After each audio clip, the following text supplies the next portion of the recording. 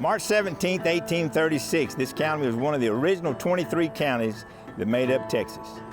Named after President Andrew Jackson, Jackson County, 844 square miles of Texas, situated between the Lavaca and the Karankawa Bays, with 50% of it being prime farmland. Agriculture was important back in those days, just as it is today. On this edition of Let's Grow Texas Ag, we're going to be visiting with Mr. Joey Bures and Mr. Jerome Rozsypal. Y'all stay tuned for Let's Grow Texas Ag.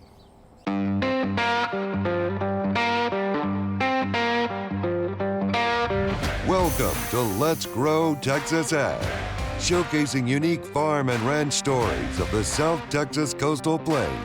First-hand knowledge with special guests presented by our very own and well-known host, Joe Adams.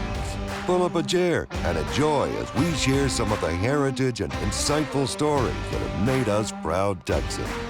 Let's Grow Texas Ag, sponsored by Shop Us John Deere.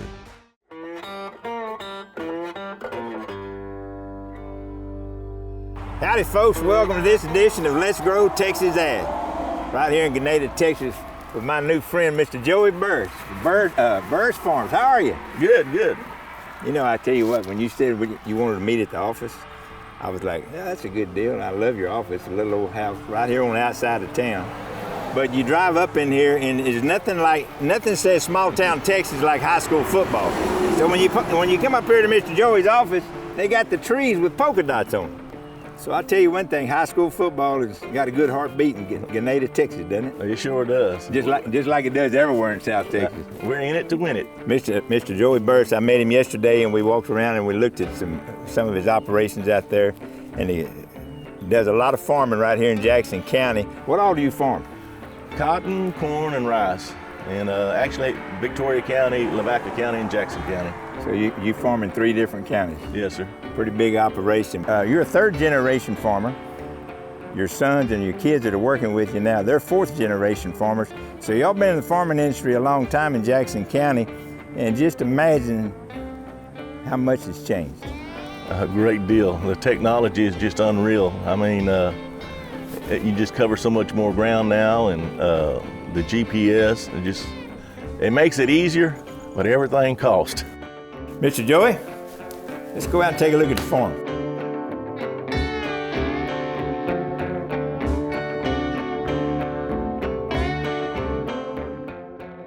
We're right down the road from the Bur Farms office. Mr. Joey wanted to come down here. You know, it's one thing to farm, it's one thing to plant, it's one thing, hopefully you got a great harvest, but after the harvest you got to have a place to put it. So we're down here at one of Bur Farms' storage facilities. Tell us a little bit about that, Mr. Joey. Well, we've got about 2.5 million bushels of storage. How much?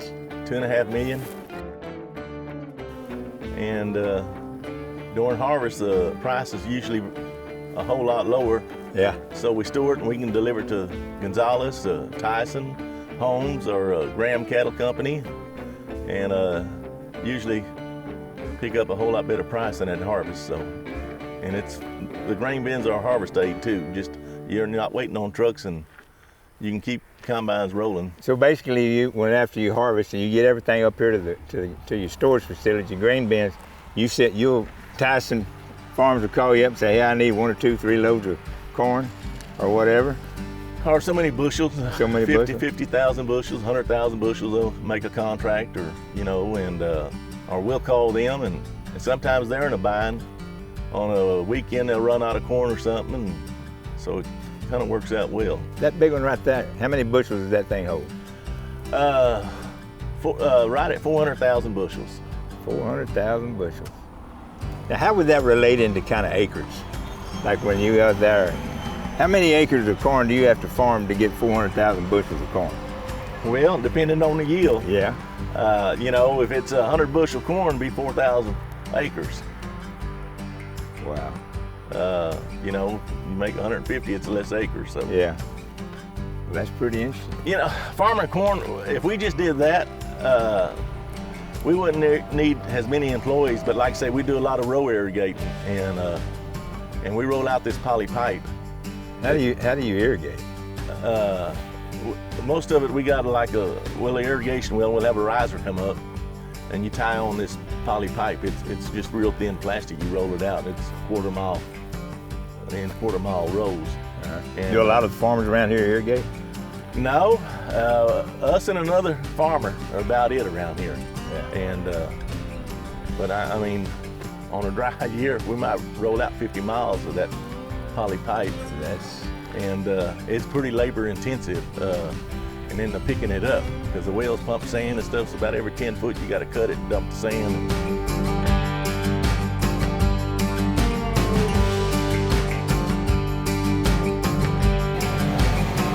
And this is like some of the ground, well, I'll show you further up there. We got a big irrigation well over here.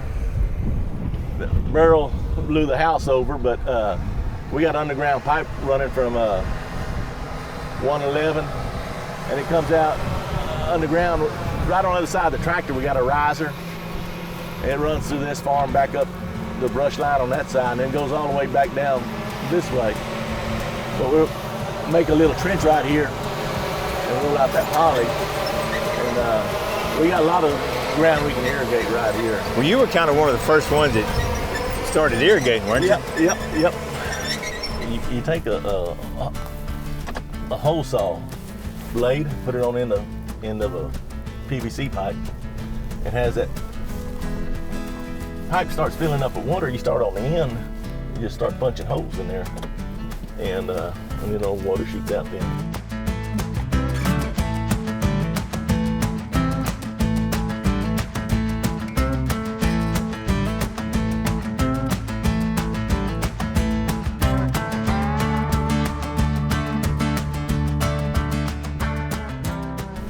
It's a pretty neat deal. Pretty simple, but some other, later in years that some other ones they started irrigating, some on a smaller scale, and they would go up to the guy where we get all our irrigation supplies from, some of them didn't understand how to quite do it yet, and they would blow up the plastic because they got too much pressure on it, and they went up to the guy that sells all that stuff, and they said, well, how come? Bures don't have no trouble like that, and I blew up my pipe and all this, and I must have got bad pipe. And he said, no. He said, they just know what they're doing. And it happened to us too. I mean, when we started, but yeah.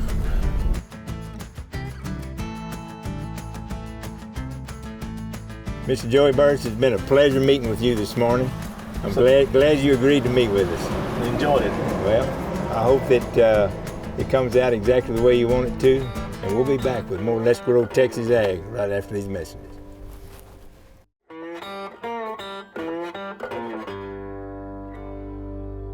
Folks, and welcome back to Let's Grow Texas Ag. For the second part of our edition this month, we're out here with Mr. Jerome Rozsypal. How are you, my friend? Good, Joe. How are you? I'm doing absolutely wonderful. I appreciate you taking time to spend a little time with us and tell us about your operation and tell us about farming. Well, the operation started back in the late 40s, early 50s with my grandfather. My dad joined in '74, became a partner after he got out of UT, the University of Texas. Yeah, the University of Texas, of course, Longhorn. Yeah, and anyway, Dad grew it a little bit and moved on, and then back in '98, I became a partner with him, and we continued to grow. And he retired somewhere around 18, 19, and just continued to grow. I've got my son working for me, and we're hoping to make it a fourth generation farm. It's in your blood, I mean, and it's hard to get into. I mean, without it, some portion of it being passed down to you, it's almost impossible to afford to be able to get into this business.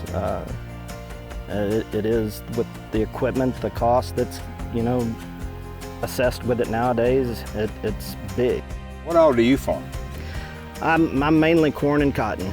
The field we're standing in today, I'm gonna plant some wheat on this year. But primarily it's corn, cotton, And we'll occasionally try a little different crop here and there just to see if we can't make something work. If we see a price that's... You're always playing, always experimenting with something. Well, you got to a little bit. Yeah. Just try to make ends meet. That, you talking about, you're the third generational farmer. Your son coming up in the program and coming up with you, he'll be the fourth.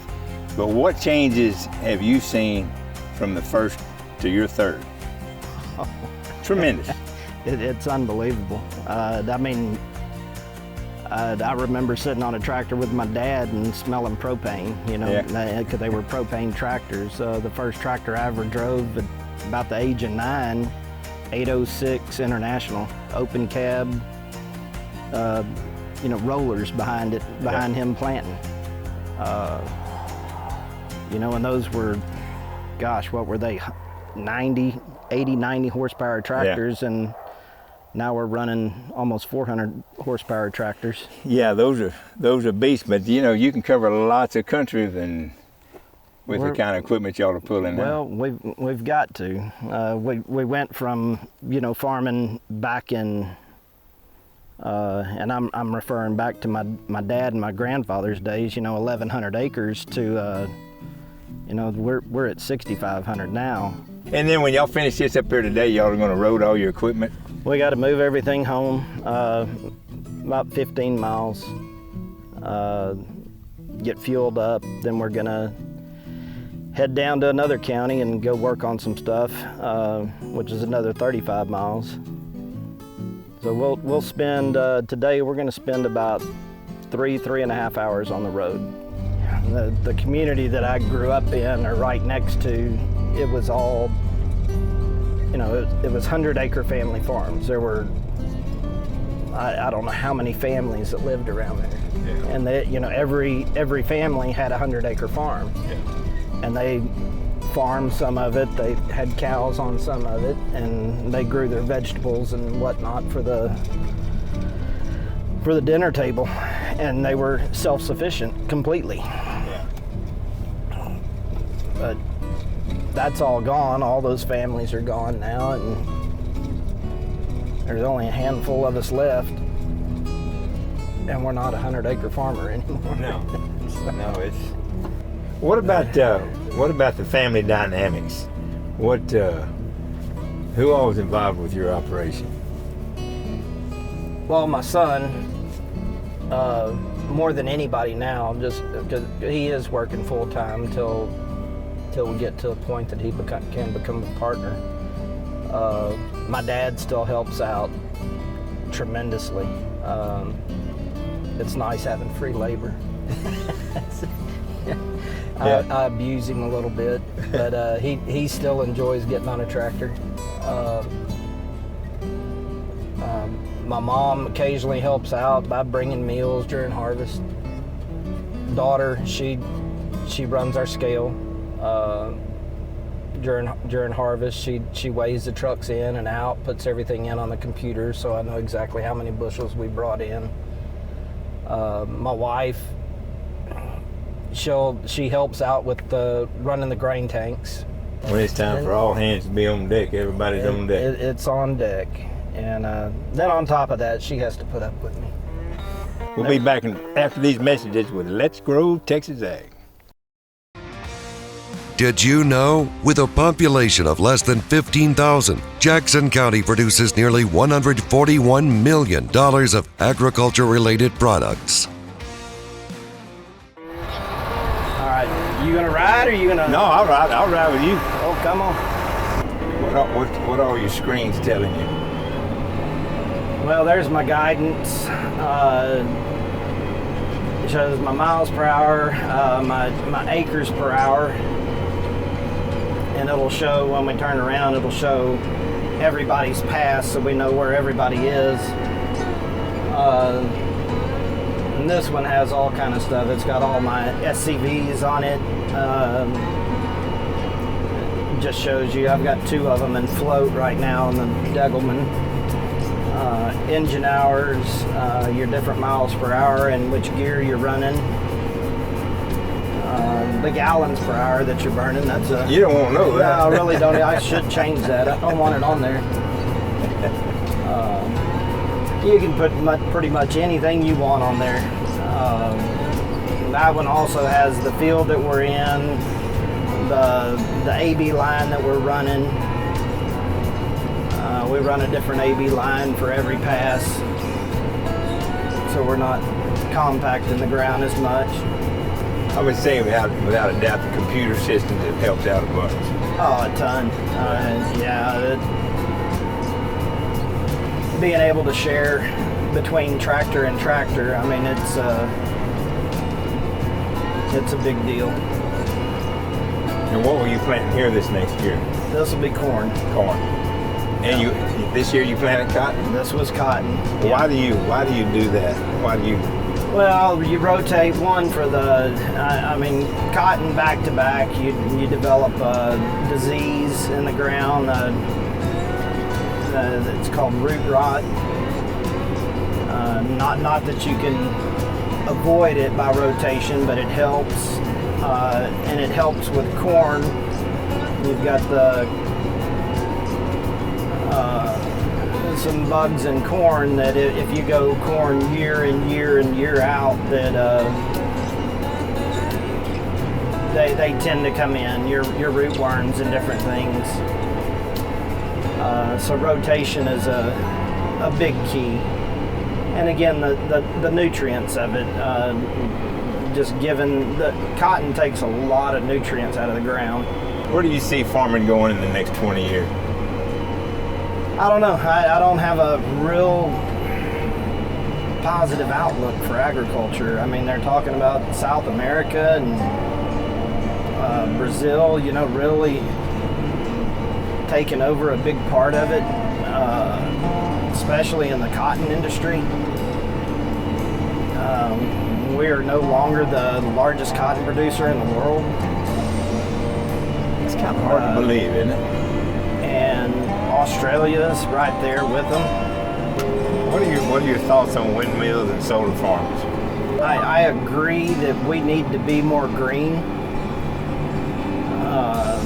We need to do some things to clean up our pollution. Do I think that we're at dire levels of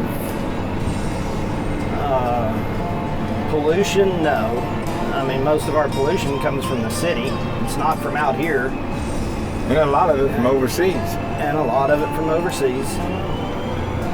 But we've got solar farms and wind farms coming in, and instead of taking up like a wind farm going out into a pasture and putting up a windmill here and there, you come out into a clean, good soil farm that's producing to feed your food and fiber for the world. Yeah. You're taking that away to produce energy. Well, if you don't have food and fiber, there's nothing else. You can take all the energy you want to and put it in your pocket. But they're taking this land that's already cleared instead of using land that's non-productive and things like that. That's the issue I've got with it. Being able to get up in the morning and look out of the house and look across your field, and you see that little plant coming up. Yep. And you see the green all the way across, and it's just Yep. And you had a hand in it.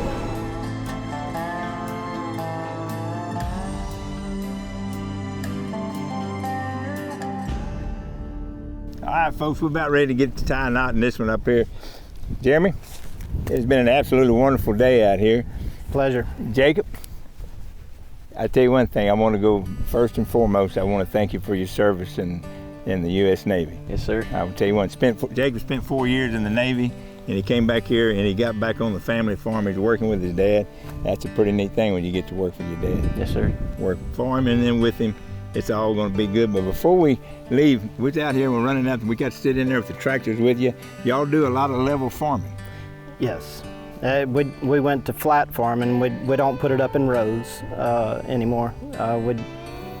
My dad and I switched over back in probably 2011 and been flat ever since. It's worked for us. It doesn't work for everybody. But we've cut down on our trips. We don't go across the land near as much as we used to. And all that means something. Yeah. I mean, one, you're not burning the fuel that we would burn typically. Yeah. We don't burn near the fuel that we used to. Conservation of the land. We've been working now for what, the past 2 months, 3 months? 3 months. Minimum 12-hour days. Harvest was 14. You don't punch the clock? You ain't got banker's hours? I really don't even watch a clock. We don't know what time of the day it is. Yeah, no, that's... It's about sunrise to sunset, and you get it while the getting's good. Jacob, you've been raised up around the farm. Yes, sir. Where do you see farming in a young mind? Where do you see farming in 20 years? Unfortunately, right now, I see most corporate farms taking over, in the next 20, 30 years. Moving, I think John Deere especially, they're gonna start moving to more autonomous tractors and things like that. And it's not unfortunate, but it's the way it is, Well, it's a pleasure meeting you, my friend, very much. Mr. Jeremy, Joe, thank you. it has been a great day. Thank you for showing off your deal. Thank you for carving out a little time for us. All right, folks, get you some cold drink, get you a soft seat. Don't go nowhere. We're going to take a short break. We'll see you back in just a few seconds. Maybe you know someone that should be highlighted on our program. Let us know. Submit your story ideas to crossroadstoday.com/ag.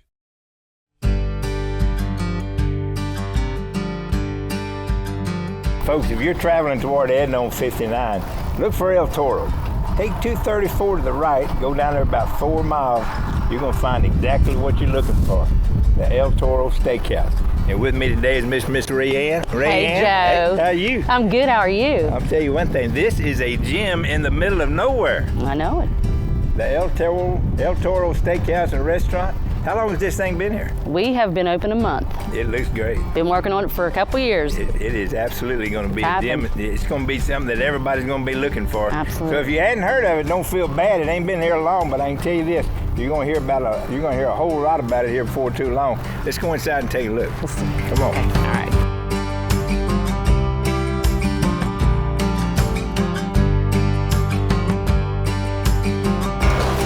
Welcome. Welcome. I'll tell you one thing. This is absolutely wonderful. Look at all the help over here. All them pretty ladies. How are y'all? How are you doing? How y'all doing today? Welcome over to our steakhouse. Well, thank you very much. Yes. We appreciate it. Y'all Yes, got sir. a wonderful place here. Thank you. Absolutely. Thanks for coming in. Yes, ma'am. Yes, sir. Big dining room. And I can tell you, this thing right now, we're like about 2 o'clock in the afternoon, so there's not going to be a whole lot of folks here right now. But I will say this, we did get here a little bit earlier, and we had a great meal. Oh, yeah. The food is absolutely excellent. Ace Martinez has got it. Our chef's got it. Well, Ace done a heck of a job, but he didn't do any better than the waiter. No. Bradley did a heck of a job. The young ladies here are and they're getting ready. They're getting decorated up for Halloween. Yeah, that's right. And I heard they're going to have a little karaoke. We're going to have a little karaoke. Little costumes, maybe, whoever wants to dress up. You can dress up. Yeah, dress up. Jason, you're up. Karaoke, but I can tell you one thing, folks. If you want to have a great outing and you want to come out to a place, there ain't a whole lot of people been here. They all been open about a month, right? Just about a month, yep. Y'all come on out here to the El Toro Steakhouse. You ain't gonna find it in that town. Hey, y'all got your beer license? We just got the beer and wine on Monday. We got beer and wine. You know what? What? You was worried about a while ago who's gonna be the first one to get a beer. You gonna get a beer? You know what? I'm gonna buy the next round right now. Let's go over to the bar and get a cold beer. Folks, I'm gonna tell you something. You ain't gonna find it on 59. You ain't gonna find it in town. You find the El Toro Steakhouse, you're gonna have to get off the beaten path. All right, let me get behind the bar. All right, what's your flavor? Lone Star, Mick Ultra, Bud Light? Lone Star for me. Lone Star for you. Yeah. Ice cold. Ice cold. Ice cold. Oh. Ice cold. Tell me how cold that is. Here's to you. Let's grow Texas Ag. Off the beaten path.